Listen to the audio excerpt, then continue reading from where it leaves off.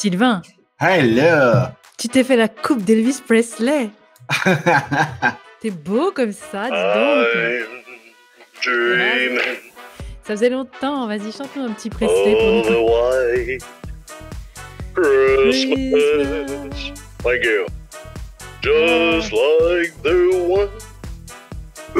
Sorry, too many cheeseburgers. Est-ce que c'est un vrai feu de cheminée derrière toi? C'est un vrai de vrai. Ah, ça donne envie. Ben, il fait froid dehors. Combien il fait? La météo, c'est pas chaud avec le vent. Un matin, je sais pas, mais hier, c'était moins 12. Moi, je me plains ici. Ouais. Ben là, ça a l'air un peu moins pire. Peut-être du moins 6, moins 7. Ouais, c'est la grosse cuite, en fait. Réchauffement climatique, hein, Sylvain? Oui, c'est ça. How dare you? Attends, j'ai un petit refill de café de Ouais, la vas-y, plus prends ton charmante café. dame de l'Est du Québec. Ah, ça, c'est cool. Elle termine de faire manger les chiens, ça fait que ça se peut que tu entendes 2-3 jappements, là. Regarde, il y en a un qui est là, là. Il y en a un qui est derrière moi. Qu'est-ce qu'ils mangent, les chiens? Il mange... Attention, Emma est en forme. Voici une blague européenne. Des croquettes c'est- de caribou. Bravo, cette blague était drôle. Mais tu remarqueras qu'apparemment, ça fait pas rire les Québécois. 2 continents, 2 ambiances. Ouais, c'est des croquettes de quelque chose, là. Je vois que vous avez un carlin, je me souvenais plus. Ouais. Il me semble que les carlins, ils pètent beaucoup. Hein. Je sais pas si c'est le cas du vôtre. Pas souvent, mais quand il pète, on le sait parce qu'on a l'impression qu'il y a un chalutier qui vient d'atterrir dans le salon. Un vieux chalutier, là. L'avantage, c'est que tu peux dire que c'est le chien quand c'est toi. Ah, ben non, je fais jamais ça, moi. Tu me dis quand t'es prêt? Je le suis, comme un scout, toujours prêt. C'est 3 doigts. C'est 3 doigts, les scouts? Ben, je sais pas, j'ai jamais été scout. J'aimais mieux les sports. Non, je me demandais si je mettais une bûche. Je vais sûrement aller mettre une coupe de bûche à la fin d'une... Une couple de bûches, c'est vraiment... Oui, c'est mais ça. on parle Puis tu tellement vas pas me voir comme en ça. pyjama. T'es en pyjama? Le bas. Montre. Ah, attends.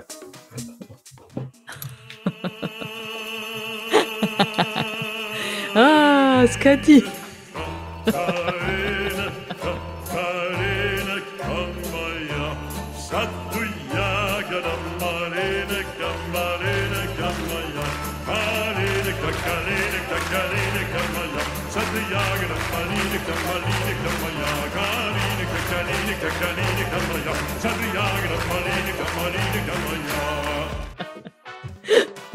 Et mais j'adore. C'est en flanelle écossaise. Écoute, c'est très élégant. Flanelle écossaise. Donne un peu de matos pour Pascal qui s'amuse un peu. Ouais, Tu c'est sais, ça. même Eva Rose, elle est fan parce qu'il lui a fait une espèce de compilation. Et puis avant de faire la vidéo, Eva Rose, elle me dit, elle a 8 ans. Maman, tu dis plein de bêtises avec Sylvain, hein, parce que moi j'adore les génériques. Hein. C'est drôle, ça. J'ai jamais montré aussi, mais j'ai une veine qui bouge. Dis voir Sylvain, est-ce que tu as fait des injections d'ARN messager récemment? Oui, c'est ça. Alors, tu me dis quand t'es prêt. Je suis prêt. Bonjour les amis, bienvenue. Sylvain, comme d'habitude, est avec son bon café du matin. Ok, C'est oui. c'est vraies bûches derrière lui. Oui. Et Les tu peux bûches nous remontrer, incandescentes. remontre-nous la tasse pour ceux qui ne l'ont pas vue. Ah, Ah. cadeau de ma Mm. fille.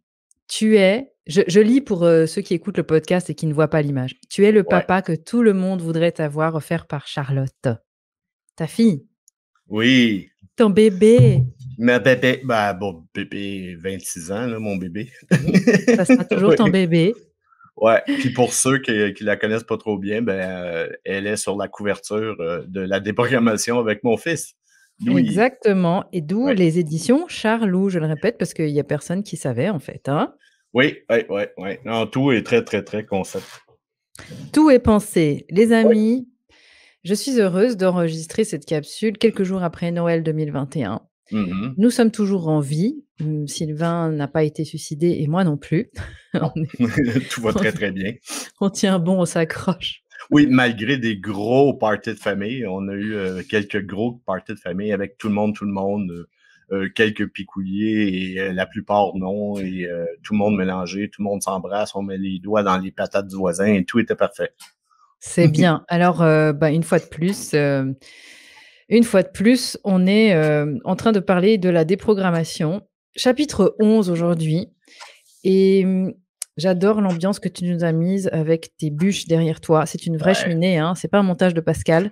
Ah non, non, non, C'est non, non. Regarde, je passe devant, puis Pascal aurait de la misère si je passais devant. C'est l'ambiance du Québec, j'adore. Ouais. Ça fait du bien. Et Ouais. puis, les amis, avant de commencer ce chapitre 11 qui s'appelle Un menteur pathologique, eh bien, je vous annonce que la prochaine capsule, ça sera le chapitre 12 qui s'appelle Mouton ou cobaye. Ah oui. Et ce chapitre 12, en fait, tu aurais pu l'écrire pour maintenant, hein. On vit Oui. une époque Ouais. Covid, hein, je rappelle toujours pour ceux qui vont voir cette vidéo dans 20 ans, quand Charlotte aura 50 ans, par exemple, Ouais. elle va se dire qu'est-ce qui se passe en C'est 2021? ça. Il était Pourquoi, déjà vieux. pourquoi il disait toujours oui? Alors, ça ressemble à ce qu'on vit. Ben oui, évidemment, on vit la période la plus dingue de l'histoire de l'humanité, un sacré Ouais. tournant. Ouais, ouais. Et toi, dans le chapitre 12, tu nous parleras des premiers financements de tests sur les humains. Mhm. Tu vas C'est nous donc. parler bactéries, drogues, radioactivité sur les villes et les soldats, de Oui. MK Ultra et surtout d'un thème Hmm. dont on va de plus en plus parler, c'est le contrôle de la natalité, l'eugénisme et Oui. l'industrie pharmaceutique que tu vas développer dans le 3e volet de cette trilogie infernale. Ouais, ouais. Ben, en fait, je savais que quand j'ai écrit le chapitre 12, je savais qu'il y avait un côté prémonitoire dans le sens où Mmh. je savais ce qui s'en venait, je ne savais pas quand, là. Mmh. Mais ce dont je parlais à l'intérieur de ça, ben, c'est aujourd'hui que ça se passe. Alors, les amis, on va commencer ce chapitre 11 qui s'appelle Un menteur pathologique. Mhm. Vous le connaissez déjà un peu ce chapitre si vous avez lu déjà Guerre et mensonges, parce qu'il parle de 2 choses qui sont extrêmement liées. Des attentats du 11 septembre. Tu vois, comme on Ouais. dit 9/11, j'ai toujours tendance à mélanger. Ouais. Du 11 septembre Mhm. et du Patriot Act, et comment, en fait, on crée un problème pour mieux le résoudre, comment on vend les menottes aux gens, Ouais. pourquoi c'est de la fabrique du consentement, c'est de Mhm. l'ingénierie sociale. Tu nous expliques tout ça parce qu'en fait, d'aller dans les détails du 11 septembre, vous avez le lien dans la barre info de cette vidéo si vous voulez revoir tous les détails, les absurdités qu'on avait déjà relevées avec Sylvain dans un Mhm. des chapitres de Guerre et mensonges. Et en plus, il y avait eu un remaster. Tu te souviens, on avait fait un remaster pour En une date plus. anniversaire, là. Ouais, Oui, ouais, ouais, ouais. pour les 20 ans. Pardon. Mais en fait, aujourd'hui, Sylvain va quand même survoler quelques absurdités pour ceux qui ont envie quand même de se mettre quelque chose sous la dent puis qui n'ont pas vu, parce qu'il y a quand même des Ouais. choses énormes qui sont passées. Et quand on dit que plus c'est gros, plus ça passe, là, c'est vraiment vérifié. Ouais. Mais on va vous dresser un portrait de ce qu'est la vraie prison, en fait. Big Brother, vous l'avez souvent entendu, ce mot-là, mais qu'est-ce que ça veut vraiment dire et pourquoi en 2021, on a les 2 pieds dedans, hein? Et en Mhm. 20 ans, on a vu une vraie accélération dans tous les pays parce qu'au départ, en tout cas, moi, je me souviens, Sylvain, depuis la Suisse, quand on voyait ce Patriot Act qui a été signé quelques jours après les attentats des Tours, Ouais. on rigolait. On se disait: «Mais qu'est-ce qu'ils sont bêtes ces Américains de se laisser embrigader là-dedans, mais ils sont vraiment Ouais, absurdement ouais. stupides». Et En fait, maintenant, vous en êtes où? et voilà pourquoi on dit: tout ce qui se passe aux États-Unis, 20 ans plus tard, ça arrive en Europe et puis ça passe comme une lettre à la poste. Alors, Ouais.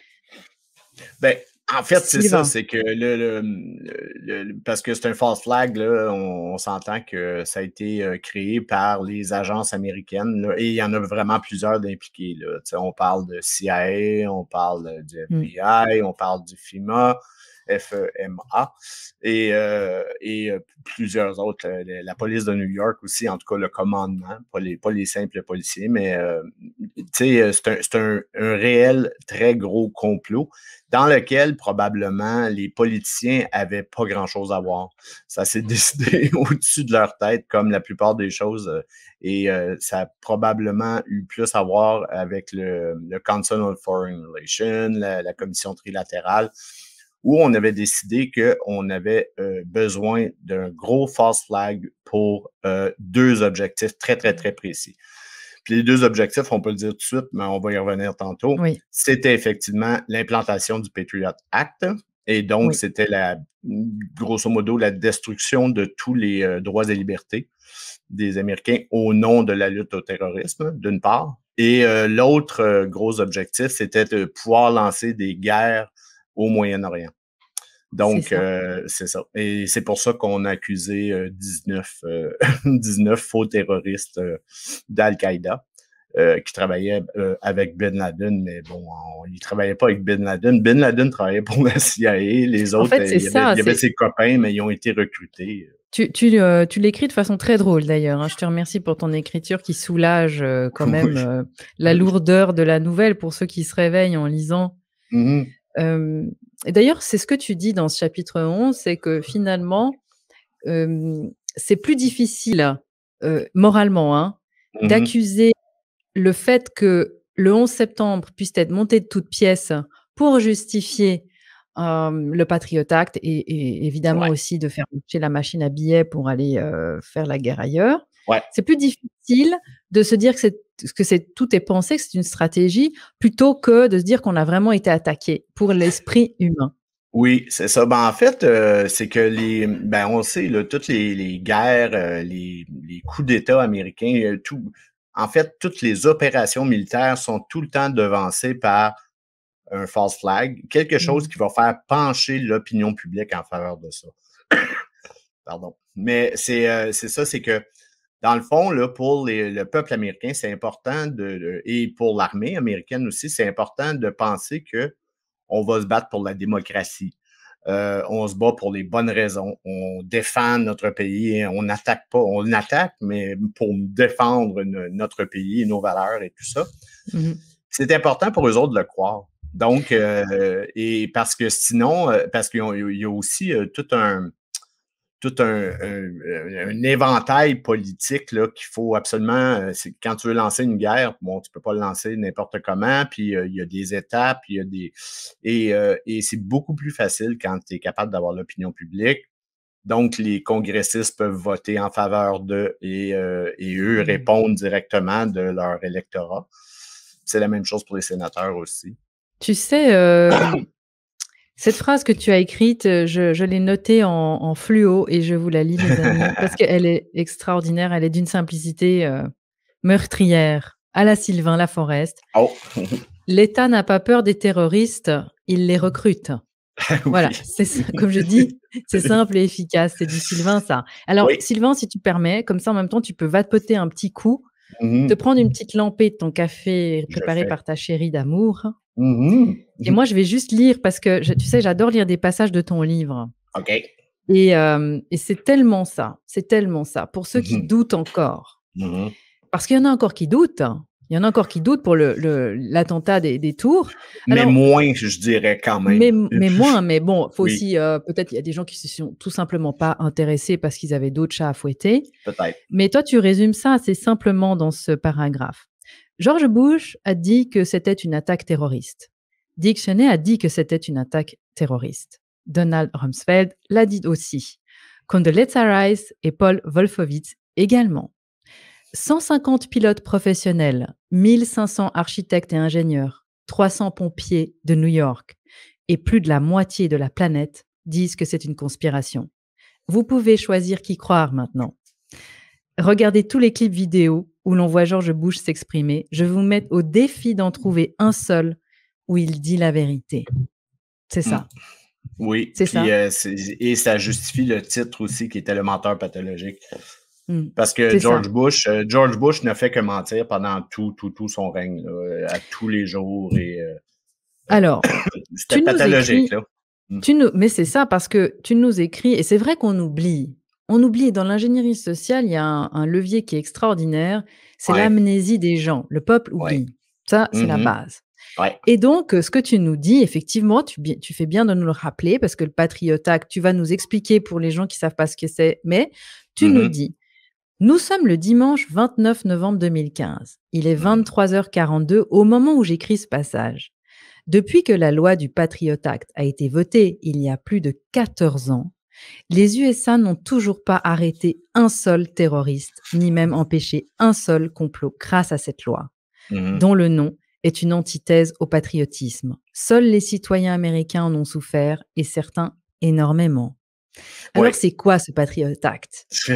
Ben, en fait, signé grâce à l'attentat, il faut quand même le rappeler. Hein. Oui. Ben, je commencerai quand même par vous défaire l'histoire de 9/11. D'accord, on défait. Oui, On on défait? défait un peu. Pour ceux qui D'accord. n'auraient pas vu les autres capsules et qui n'ont pas envie nécessairement de se les taper, ben, on peut simplement commencer par celle-ci. Parce Est-ce que je que, peux juste te poser une question ouais, concernant cet attentat? ouais, Tu nous écris que 11 mois avant les attaques du 11 septembre, ouais, donc en octobre de l'année d'avant, un certain Aaron Russo déjeunait avec Nicolas Rockefeller oui, et Rockefeller lui faisait des confidences bizarres. oui. De quoi Ben, ils en ont fait, parlé? déjà en partant, cette histoire-là est bizarre de A à Z parce qu'Aaron Russo, c'était réellement un producteur, bon, pas de grands films, mais un petit producteur à Hollywood. Et il s'est présenté éventuellement à des élections, je crois, municipales ou d'État là, au Colorado.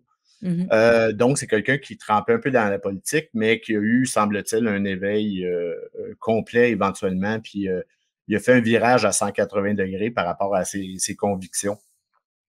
Puis, il dit avoir rencontré un Nicholas Rockefeller qui est très difficile à placer dans la famille. Moi, j'ai cherché partout, puis je trouve pas, sauf qu'en même temps, il fait partie de l'Institut Rockefeller. Il fait partie du CFR. Il est haut placé dans les think tanks. Donc, je ne sais pas. En fait, Il y a des branches de l'arbre généalogique qui ont été cachées, peut-être. oui, c'est ça, en fait. Puis, c'est difficile à placer. Mais disons que lui, c'est ça. C'est que Aaron Russo a parlé qu'il y avait eu une rencontre avec Nicholas Rockefeller. Donc, qui disait qui faisait partie de la famille bon, titanesque des banquiers américains. Puis lui a essayé de le recruter pour rentrer dans le Conseil aux relations étrangères. Donc, il a commencé à parler à une époque où on n'en parlait pas. Il a commencé à y parler que éventuellement, bon, il avait parlé de 9/11, que c'était pour se passer, une attaque terroriste sur le symbole américain. Mais il parlait déjà de pucer les gens. Et ça fait longtemps. Là, on parle il y a 20 ans de ça, qu'il lui parlait de ça. Donc, c'était déjà dans les cartons. Là. Alors, c'est ça mais c'est dingue, hein, parce que quand j'ai relu ce passage-là de ton livre, oui. j'avais oublié que tu parlais de ça. Du puçage des gens. Donc, oui, ça fait plus de 20 ans en arrière. Hein? Oui, c'est de 20 ans en arrière, puis on parle de microchipping. Puis, bon, ça a été longtemps classé, disons, dans les théories de la conspiration. Mais là, ça devient un peu évident parce que là, le gouvernement de la Suède l'annonce. Aux États-Unis, on l'annonce dans certains États, la possibilité de se faire chipper. Ça fait qu'on n'est plus du tout dans la théorie de la conspiration. Là, on est les deux pieds dans la réalité. Puis cette puce-là, aujourd'hui, ben, tu sais, à l'époque, là, on pouvait penser quoi? Qu'il y aurait un GPS qui nous permettrait de toujours nous localiser, nous géolocaliser. Donc, déjà, il y avait une grosse partie de notre liberté qui était pour être empiétée. Mais il y avait, on ne savait pas à l'époque qu'on voulait aussi relier notre portefeuille virtuel à l'intérieur de ça et donc aussi une forme de crédit social et qui fait que finalement, on serait capable de faire obéir tout le monde parce que si c'est implanté, on fait obéir tout le monde facilement, simplement en bloquant le portefeuille quand ça ne fait pas notre affaire. Donc, ça veut dire que tu ne peux plus bouffer là, si les banquiers, dans le fond, décidaient que tu ne pouvais plus bouffer ou le gouvernement ou peu importe. Donc, tu te dois d'être avoir obéissant. accès à une pompe à essence pour ta voiture, ou plus d'électricité pour ton vélo, plus rien. je sais pas quoi. Oui, c'est ça. Donc, c'est ça. Ici, au Québec, on dit on te tient par les couilles. Là. Et c'est un peu ça. Donc, ça, on ne savait pas que le chipping à l'époque, là, c'était pour relier le portefeuille crypto. Puis là, on se rend compte aussi, justement, de tout le mal qui est relié à une monnaie strictement crypto.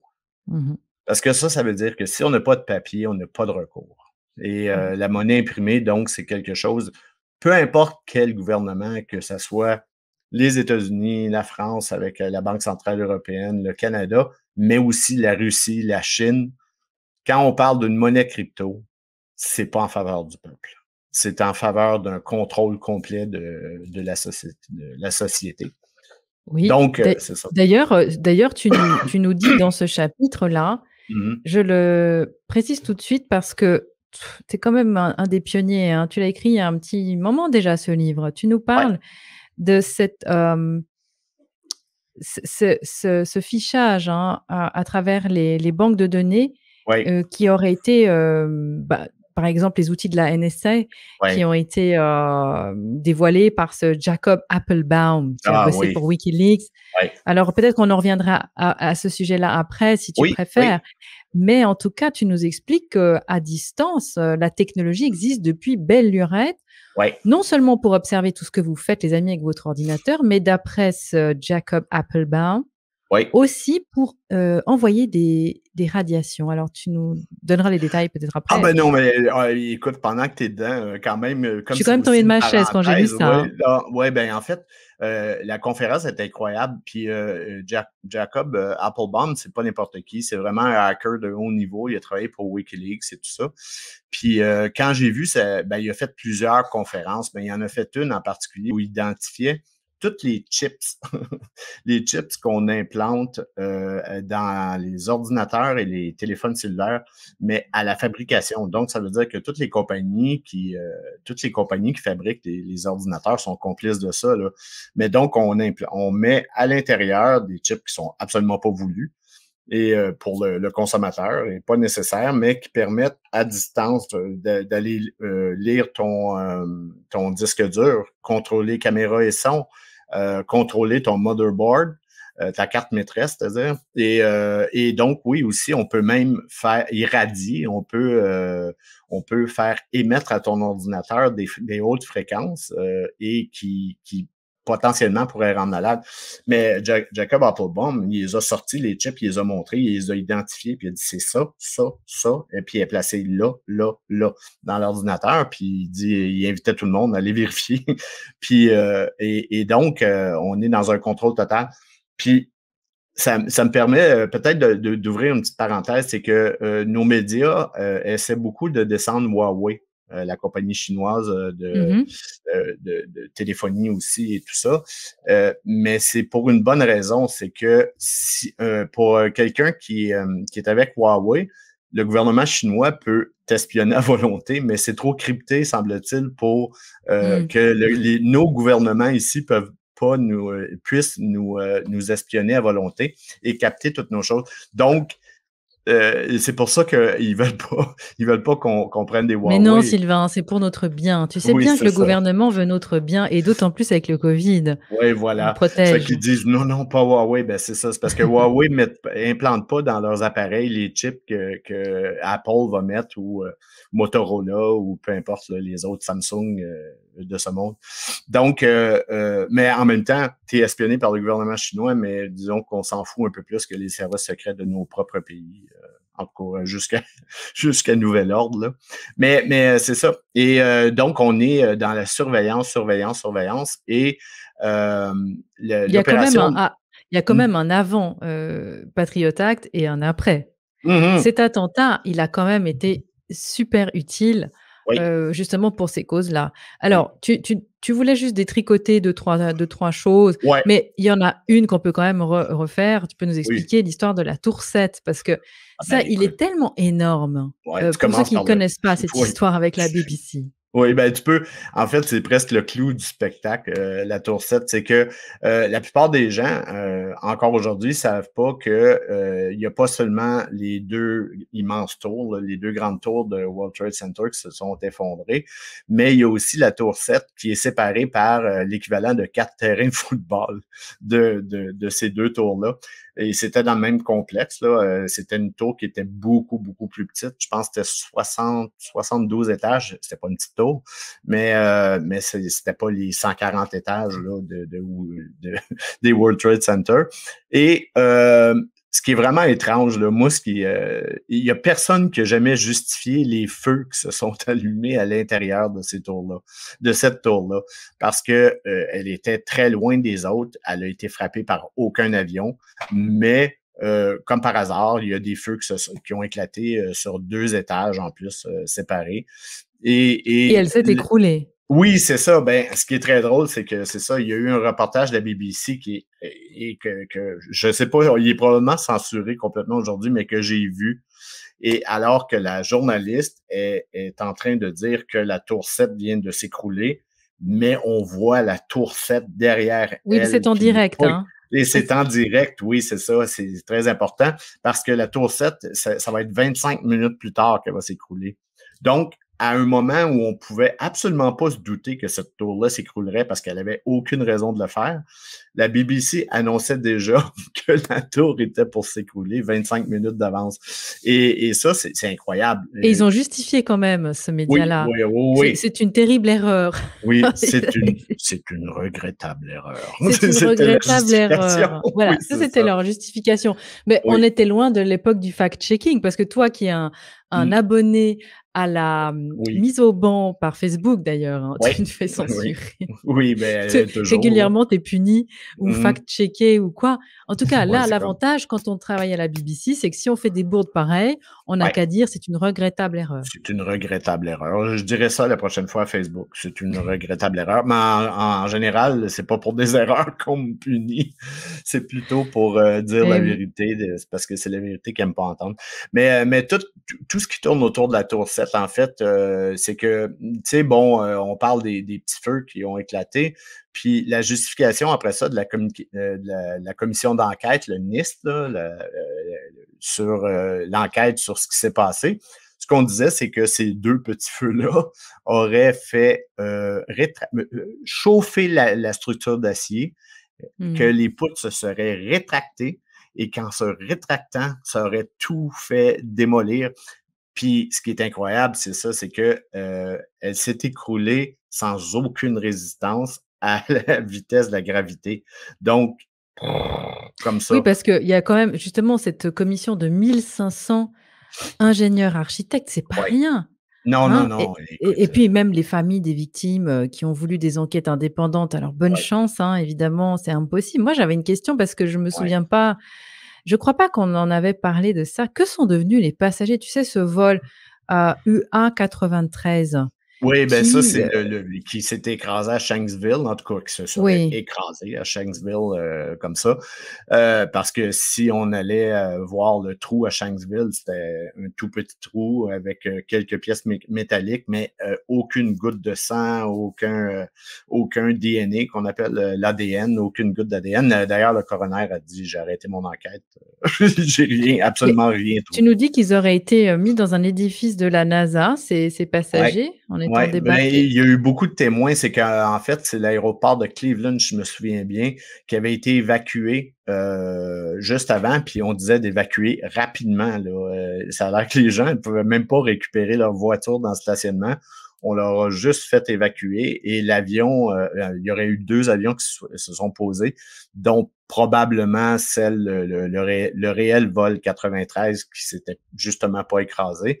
Et il y a des témoins qui auraient dit que les passagers ont descendu de l'avion puis ont été amenés dans un hangar, puis ce hangar-là appartiendrait au FBI ou à la CIA. Donc, regarde, ce qui s'est passé, c'est certain qu'il s'est passé quelque chose parce qu'il y a des passagers qui sont montés à bord de cet avion-là et cet avion-là n'est pas ce qui s'est écrasé à Shanksville. Donc, il a fallu qu'il se passe quelque chose. Disons que c'est assez horrible les perspectives de penser à ça. Tu parles de la CIA et aussi ce que je savais pas, que j'ai appris dans ce chapitre, c'est que dans la tour 7 dont on parlait tout à l'heure, Oui, il y avait des bureaux. C'était le deuxième plus gros bureau de oui, la CIA, hein, avec des oui. dossiers peut-être Oui, pratiques à ben, éliminer, je sais tout le pas. monde dit qu'il y avait des gros dossiers à l'intérieur de ça. Je me souviens plus lesquels, mais il y avait des dossiers qui étaient importants, entre autres par rapport, je pense, aux fraudes. Attends, moi, je me souviens pas, je vais pas m'aventurer là-dedans, là, mais il y avait effectivement un bureau du FBI, de la CIA qui était à l'intérieur de ça.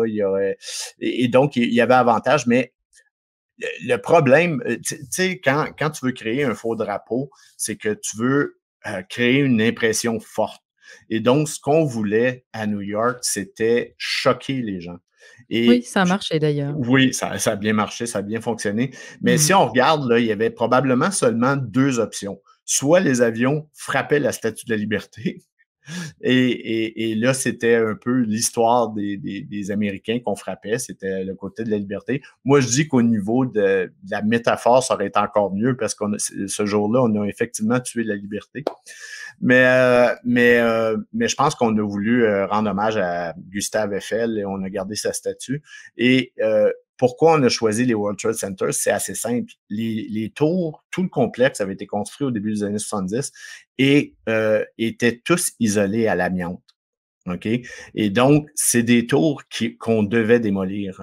Il y avait eu une estimation qui avait été faite et ça tournait autour de 1 milliard rénover l'isolation des tours, c'est-à-dire retirer l'amiante et réisoler avec autre chose.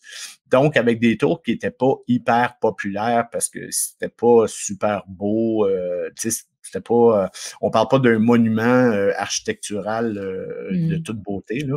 Et il y avait un taux d'inoccupation qui était assez fort à l'intérieur des tours en plus.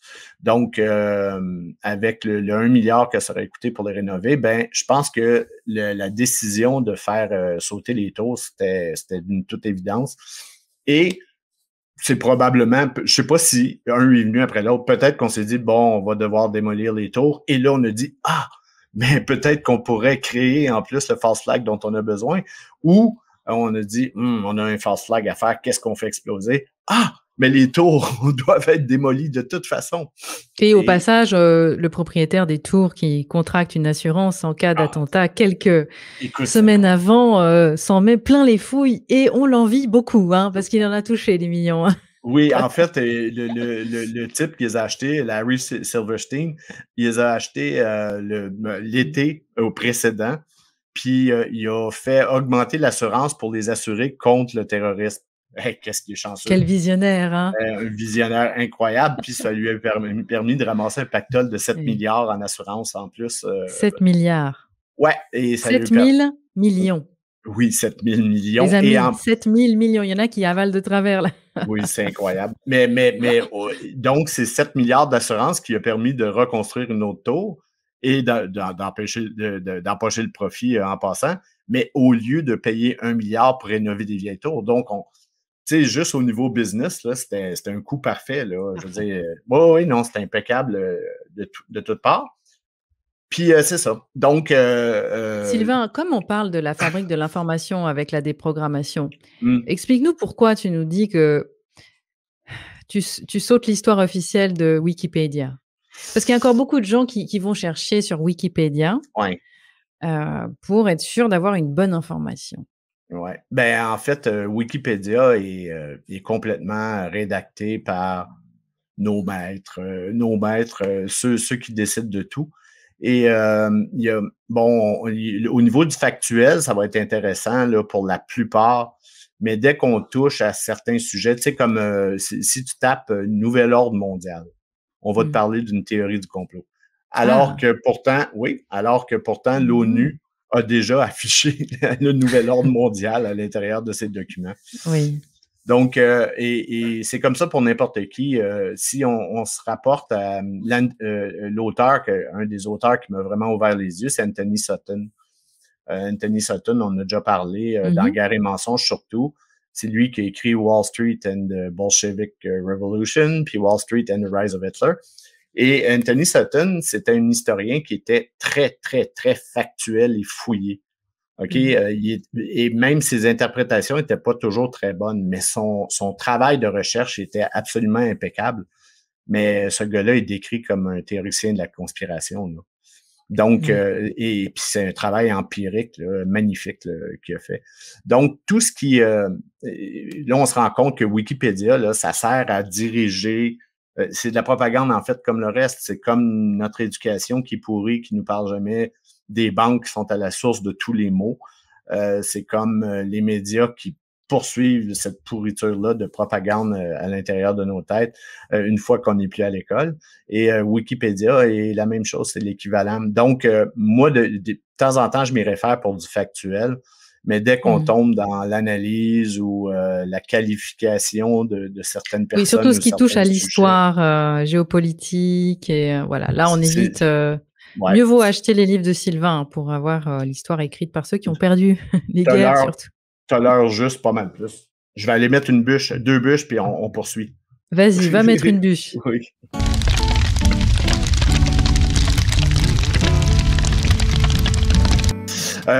Pour ce qui est de démonter encore l'histoire, je pense que il y a deux choses là, qui sont vraiment intéressantes d'aller voir. Tu as parlé des 1500 architectes et ingénieurs.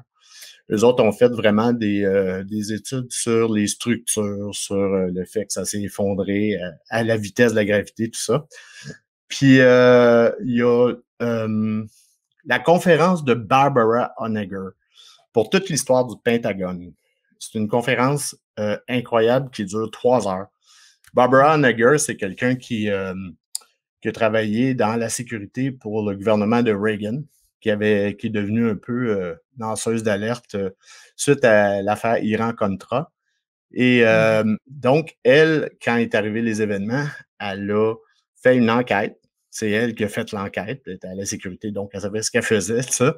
Et elle a démonté toute l'histoire du Pentagone de A à Z, là, dans tous les moindres détails. Puis moi, j'ai écouté sa conférence 3 fois. Ça dure 3 heures, mais je l'ai écouté 3 fois parce que c'était magnifique dans les détails, tout ce qu'elle raconte. Mais tu vois, c'est ça le problème. C'est que il y a les passionnés d'histoire comme toi, il y a les férus de vérité qui vont aussi aller se taper 3 heures de conférence, etc. Mais la masse, elle est choquée parce qu'ils voient des avions là. À la télévision, on leur dit quoi? C'est les méchants islamistes. Après, ça va être la faute de Saddam Hussein parce qu'il a des armes de destruction massive. Parce que tu te souviens évidemment, comme vous les amis, que les Américains manifestaient dans la rue pour ne pas entrer en guerre. Oui. Et on a réussi à leur vendre la soupe parce qu'ils avaient peur. On leur a fait peur. Et comme tu dis, le choc, parce que ce Patriot Act, moi j'aimerais vraiment qu'on arrive là-dessus parce que il y a beaucoup de gens qui savent pas en fait à quel point c'est la fin de l'humain tout simplement. On l'a beaucoup minimisé, on n'en a même pas parlé pour te dire en Suisse, franchement, personne s'y intéresse à l'école, on nous en a absolument pas parlé. Non. Vraiment? C'est la fin des droits et libertés, en fait. Oui, c'est comme tu dis, ils ont flanqué la Constitution à la poubelle. Absolument. La Constitution qui était à la base de toute le social américain, la vie sociale américaine, était toujours basée sur la Constitution et leur histoire, en fait, au complet était basée sur la Constitution. Donc, pour eux, l'armée jure à la Constitution fidélité et les policiers jurent fidélité à la Constitution, le président. Donc, on se rend compte que ça a toujours été le fer de lance de la démocratie américaine, cette Constitution-là. Ça fait joli sur l'image, la carte postale, hein? Oui, maintenant, surtout maintenant, parce que là, ce qui est arrivé donc avec 9/11, ben, on a blâmé des faux terroristes. Là, les détails de tout ça, on peut rentrer, mais c'était pas du tout des terroristes. Mais au nom de la lutte au terrorisme dorénavant, on lançait une guerre au terrorisme là, avec le 9/11, ben, on justifiait la surveillance des citoyens de toutes les manières possibles et imaginables. On justifiait les arrestations arbitraires. On justifiait de ne pas donner un recours à un avocat à quelqu'un qui est arrêté et emprisonné jusqu'à une période d'1 an. Donc, mais ça, tu vois, ça, personne ne le savait. Ben non, personne ne le savait. Puis, ce qui est terrible avec le Patriot Act, c'est qu'ils l'ont signé en octobre, fin octobre 2001. Donc, on parle d'1 mois après, là, grosso modo, les événements. Pif, paf, on signe ça, puis on a signé ça à minuit le soir, là, un week-end. Donc, on voulait même pas que personne en parle et tout ça. Et puis le nom, Patriot Act. Oui, en plus, ça, c'est l'ironie suprême. C'est qu'on Ils n'ont pas appelé ça la fin de votre vie, les amis. Non, Ils ont appelé ça Patriot.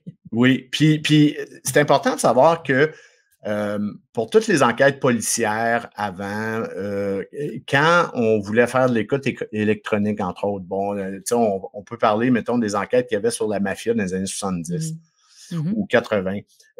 Ces enquêtes-là, en fait, on devait toujours justifier la surveillance, l'écoute électronique, peu importe, les caméras de surveillance. Il y avait des mandats qui devaient être émis. OK? Et si on avait enregistré une conversation à l'insu des gens sans les avertir, ben à ce moment-là, ça ne pouvait même pas être déclaré comme une preuve en cours. C'était une preuve qui avait On ne pouvait été pas utiliser obtenue. ça au tribunal. Voilà. Voilà. Et donc, le Patriot Act est venu tout changer ça. Donc, on s'est mis à pouvoir non seulement enregistrer les conversations téléphoniques, mais les stocker, en fait, là, de manière digitale là, à l'intérieur de méga grosses compagnies, dont Cambridge Analytics, qu'on a entendu parler, qui était une compagnie où il y avait ce stockage-là d'informations. Mais après ça, c'est qu'on dit que ça prenait un mandat pour pouvoir aller les écouter. Mais ce qui est faux, parce qu'Edward Snowden nous a raconté là, de manière très claire que le travail qu'il faisait pour la CIA, c'était de l'écoute électronique, là, carrément, là, puis c'est de l'écoute en direct, là, il n'y avait pas de mandat, là. Donc, toutes les conversations cellulaires, tout ce qu'on fait sur Internet est lié à ça. Puis, tu sais, il y en a beaucoup qui disent que l'histoire de la création de Facebook, dans le fond, est un peu un beau conte de fées qu'on nous raconte, mais qu'en réalité, c'est la CIA qui aurait créé ça pour avoir l'accès à la vie privée de tout le monde. Et quand on y pense, ben ça fait un certain sens. Regarde, j'ai aucune idée là, si c'est vrai ou c'est pas vrai ça, mais que les agences de surveillance américaines aient accès à toutes ces données-là, ça, j'y crois à 100% en tout cas. Donc, c'est certain que tout ce qu'on fait sur Internet, tout ce qu'on dit sur le cellulaire, tout est enregistré et tout est potentiellement écouté et tout peut servir contre toi.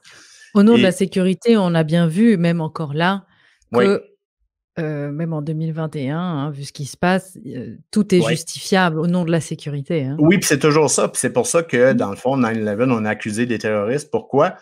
Parce qu'on justifiait ça avec la surveillance du terroriste qui était devenue tellement grave qu'on devait pouvoir faire ça. Mais la réalité, puis ça, on a parlé quand même dans 2-3 capsules, puis ça a été démontré par le magnifique Suisse, Daniel Eganser. Mais au fond, c'est que c'est l'OTAN et la CIA qui sont à la tête d'à peu près tout le terrorisme. Donc, c'est pour ça que entre autres, avec le Patriot Act, on a lancé la surveillance tout azimut là, de tout le monde. Et pourtant, ils n'ont jamais arrêté personne. Pourquoi? Parce que tout le terrorisme vient de l'État. Donc, ils ne vont pas arrêter leurs propres agents là, qui créent ça. Puis c'est certain que parfois, il y a des gens qui vont faire ça pour la CIA, mais c'est probablement à leur propre insu.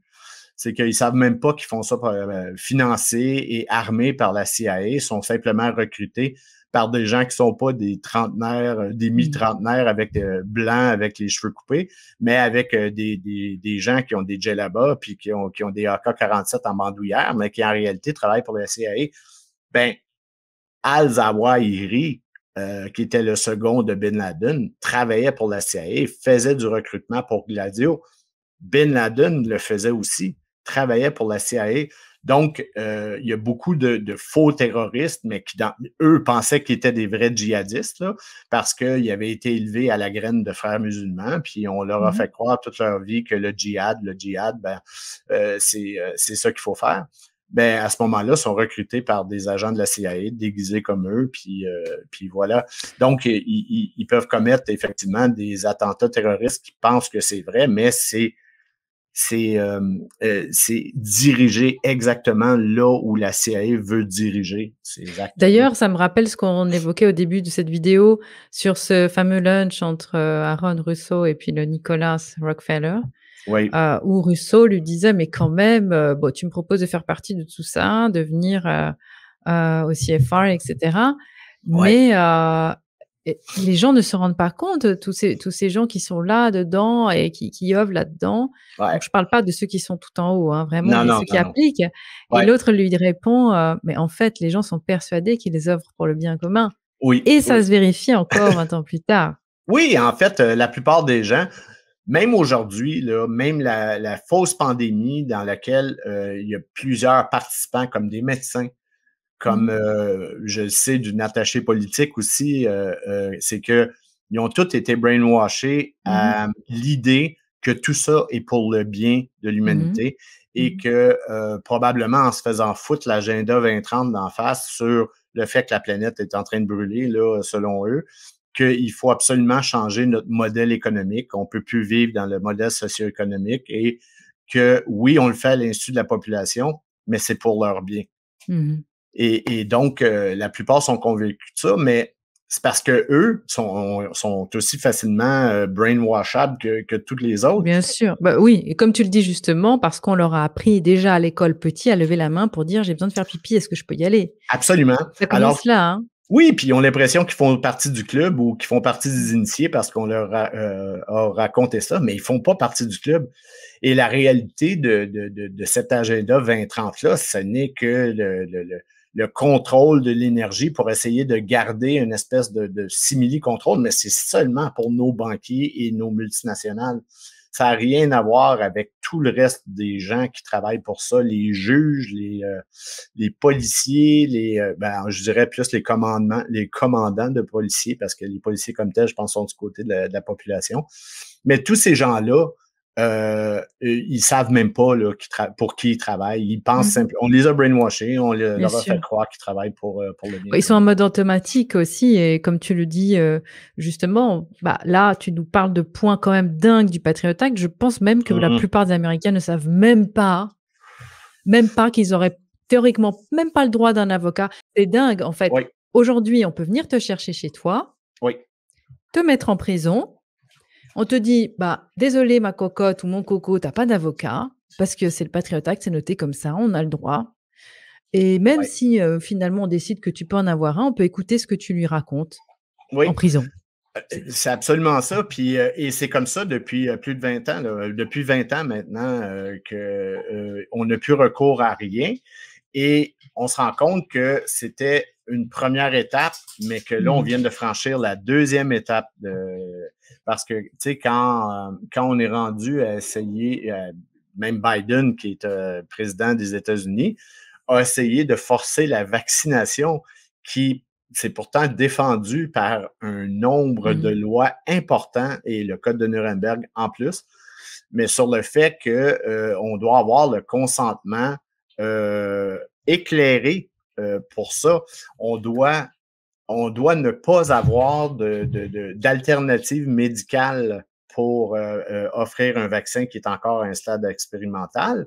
Et il y a des médicaments, on les bloque. Et tout ça, là, on parle de violer la loi plusieurs fois. Là, c'est du violage de loi et on le fait quand même parce qu'on est rendu à une étape beaucoup plus loin que ce que le Patriot Act avait amené.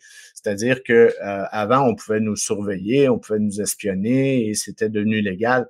Maintenant, on veut carrément faire des trucs, nous forcer à faire des trucs qui sont absolument illégaux, anticonstitutionnels, qui violent toutes les chartes de droits et libertés qui sont en place partout dans les soi-disant démocraties. Mais maintenant, on sait que ça n'a rien à voir avec des démocraties.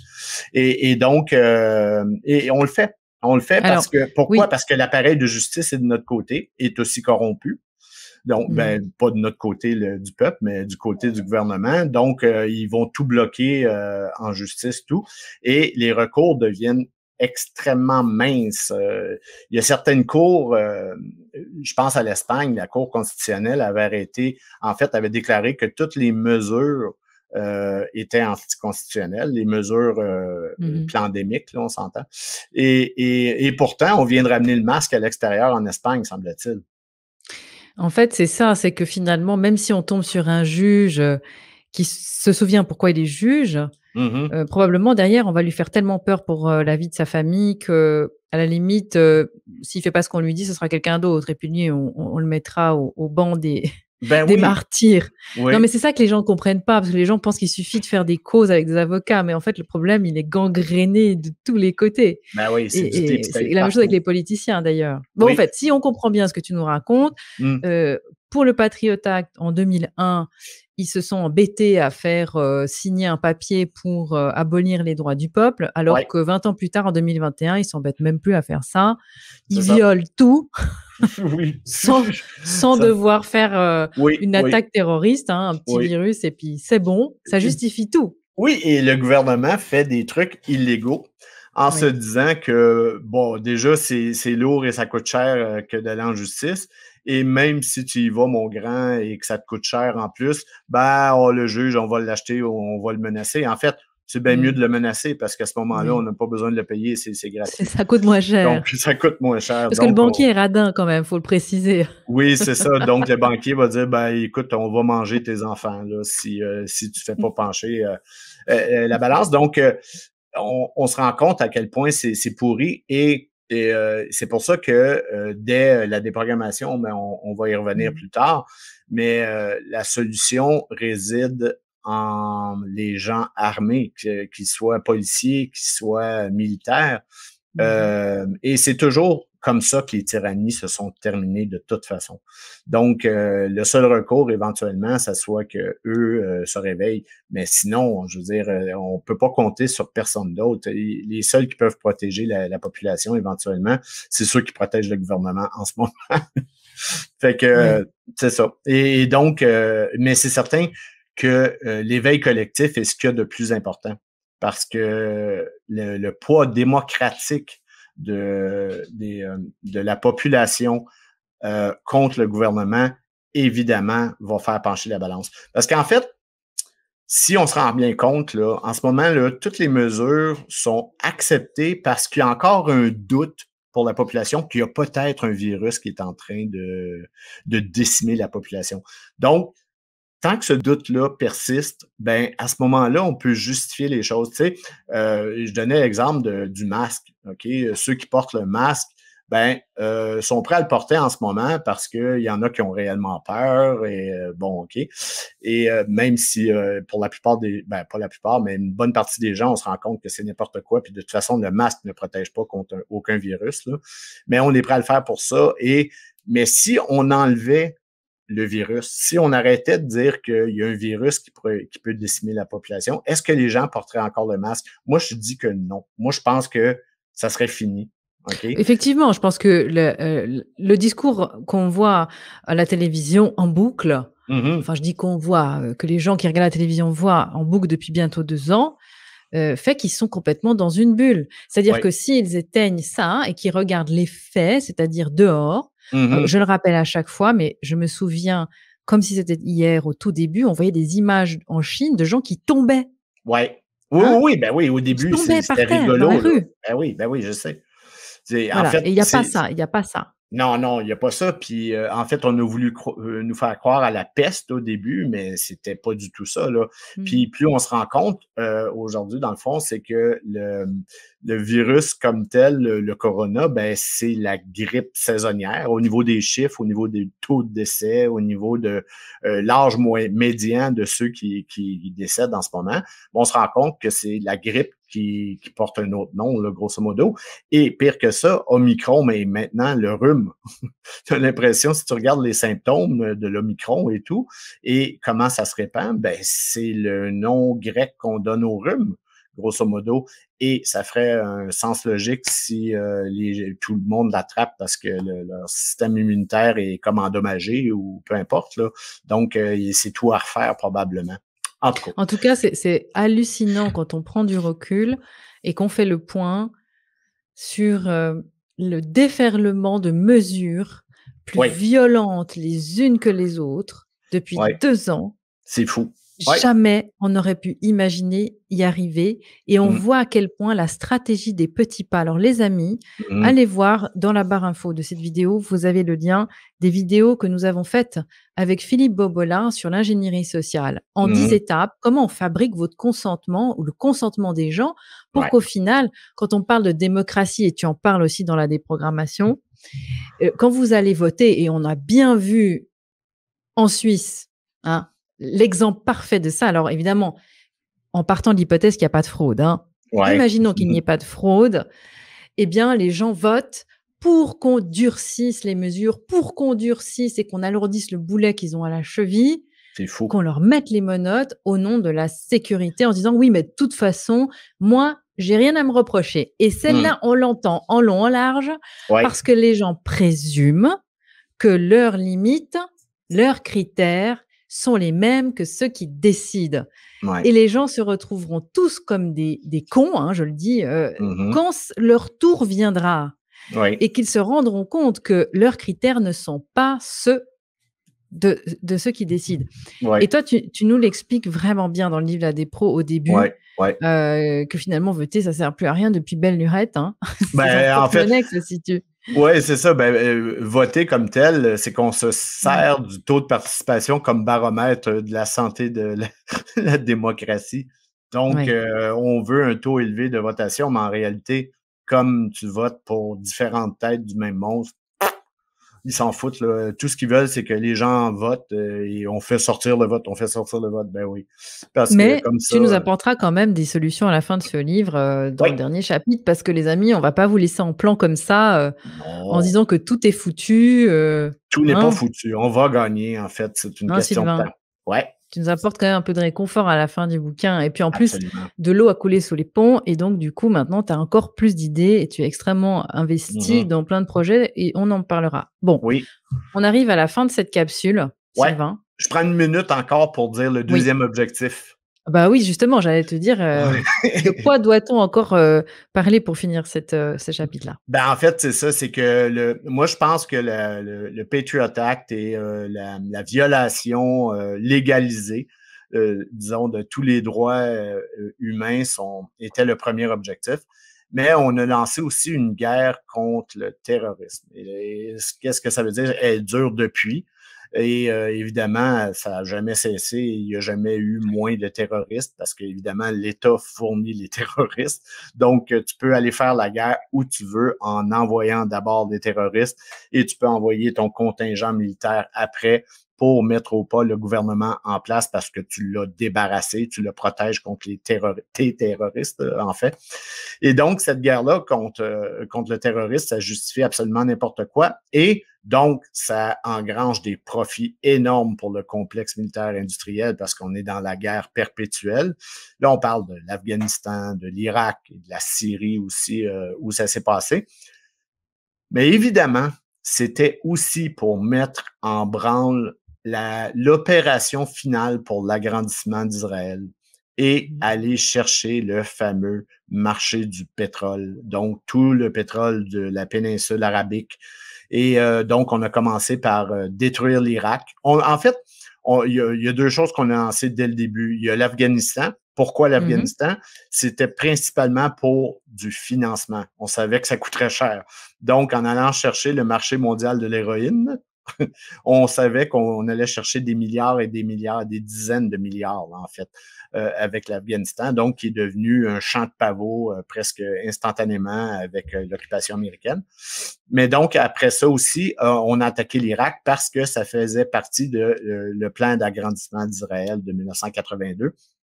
Et l'Irak devait être disloqué, séparé en différentes lignes religieuses et ethniques. Donc, ça a été fait entre chiites, sunnis et même aussi kurdes.